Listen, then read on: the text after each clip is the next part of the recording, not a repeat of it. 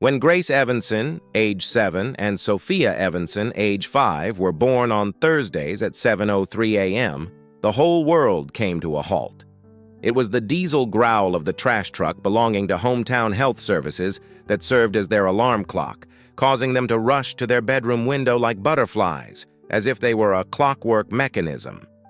There was Grace, the oldest sister, who had freckles that looked like cinnamon strewn over her face.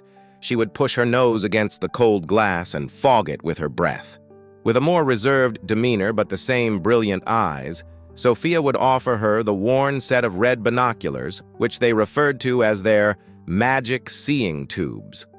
Brandon Olson, a bear of a guy who had a tattoo of daisies for his late mother, peeping out from beneath his sleeve, and Tyler Fritz, whose ever-present smile could outshine the morning light, were the objects of their attacks. Let us know where you are watching from and what time you found this video. Brandon and Tyler referred to the girls as Thursday Sunshine. They were more than simply faces painted on a window to them. The frenetic waving and bright grins that came from 211 Maple Street were an injection of pure delight, regardless of how early they started, how heavy the bins were, or how nasty the weather was. On his dashboard, Brandon maintained a count consisting of 213 Thursdays and 213 waves.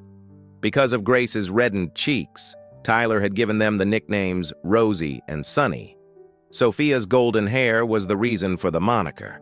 On a Thursday that was drenched in rain, the window was left unoccupied. Instead, there was a folded message that was carefully printed by a youngster and written simply, "To our garbage friends." This note was hidden away beneath the lid where the recycling bin was located. To the Honorable Mr. Brandon and Mr. Tyler, it is wonderful to see you. However, I, Sophia, have a lot of hospital visits to make at the moment. I have been diagnosed with a disease known as leukemia by my physician. In my blood, it's like there are nasty bugs. I have chemotherapy, which, according to my mother, is a medication, but it causes my hair to fall out and my stomach to tighten up. We might end up missing Thursdays. Do not feel down. With my heart, I shall make a wave. Affection, the names Sophia and Grace. Grace has informed me that she will wave twice as hard for me. Brandon and Tyler were struck by the note, which was wet from the rain, as if it were a physical strike. As he leaned against the vehicle, Tyler blinked his eyes heavily. Brandon, who is often unmoved by emotions, carefully crumpled the paper in his large palm as his throat tightened. No amount of rubbish that they had transported that week could compare to the weight of the quiet that pervaded the cab.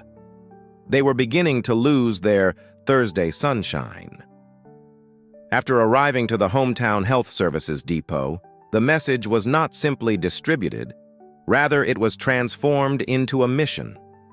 Despite his reputation for being a quiet and sensible person, Brandon went directly to their boss, Marv, who was a stern guy with a marshmallow hiding in the middle of his face. Tyler, whose restless energy was fueling his thinking, began the process. According to his insistence, we can't just send a card. Sunny needs to know we're with her.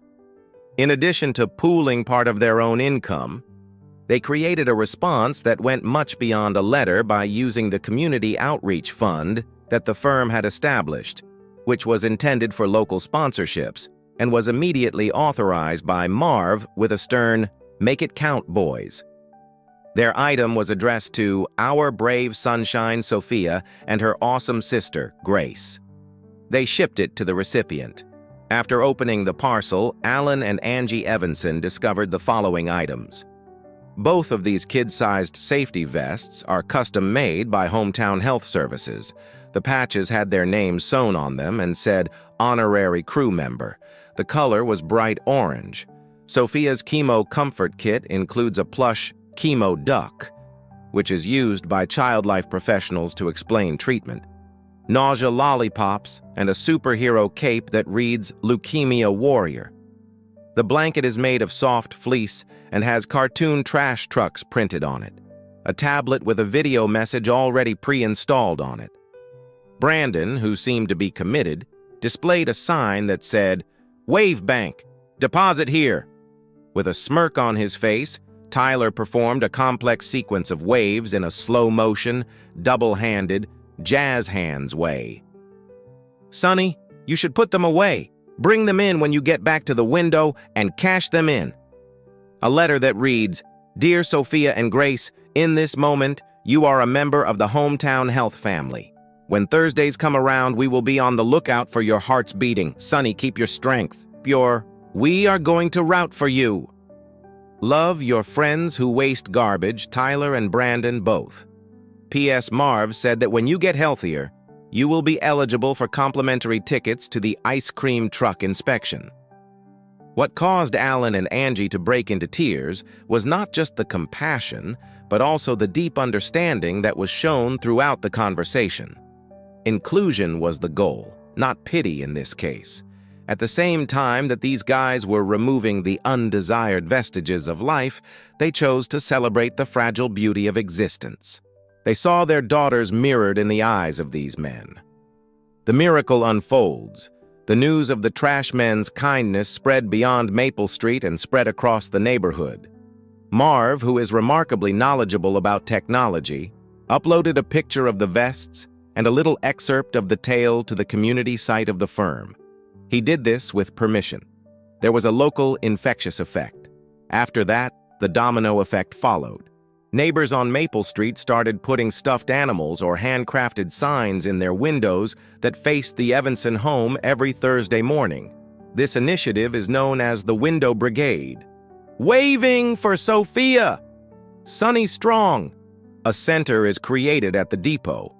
Other drivers for hometown health services began collecting get-well cards from the patients they served throughout their routes.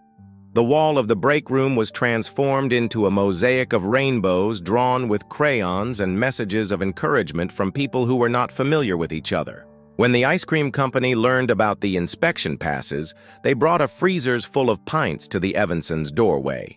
This was a wonderful example of the power of local business. Lego kits were provided by the toy retailer to patients with hospital stays. There was a salon that provided Sophia with free sparkling headscarves. The highest possible Thursday. In the midst of Sophia's most difficult week, when she was admitted to the hospital, Brandon and Tyler, on their own time and with Marv's approval, changed their course of action. They placed the enormous trash truck just in front of the window facing Sophia's hospital room. While they were dressed in their full work attire and standing on top of the taxi, they displayed a massive banner that said, "Sonny's Wave Force. Our heart is waving in appreciation." The tablet was used by Grace, who was at home, to make a video call to Sophia so that she could see it live. In other windows, nurses and patients grouped around and waved to one another. It is the true miracle? Both the tangible presence and the viral moment were not the only factors. The great sadness that was experienced was transformed into a love that was felt across the whole community. Seeing the folks who keep our streets clean, who are often unseen heroes, transform into knights in orange vests for a little girl who was battling dragons was a really moving experience. Sophia was the one who whispered, "The garbage friends made the whole town wave." She was feeble but beautiful in her superhero costume. And it was Brandon and Tyler who came to the realization that their Thursday ritual was more than just a bright spot. It was a lifeline, a connection that transformed a garbage route into a journey of shared humanity. This demonstrated that sometimes the most genuine acts of kindness are not found in grand gestures, but rather in the consistent reliability of a weekly wave and the courage to reach back when the wave falters. On Maple Street, the sound of a diesel engine would forever be the sound of something that would bring optimism,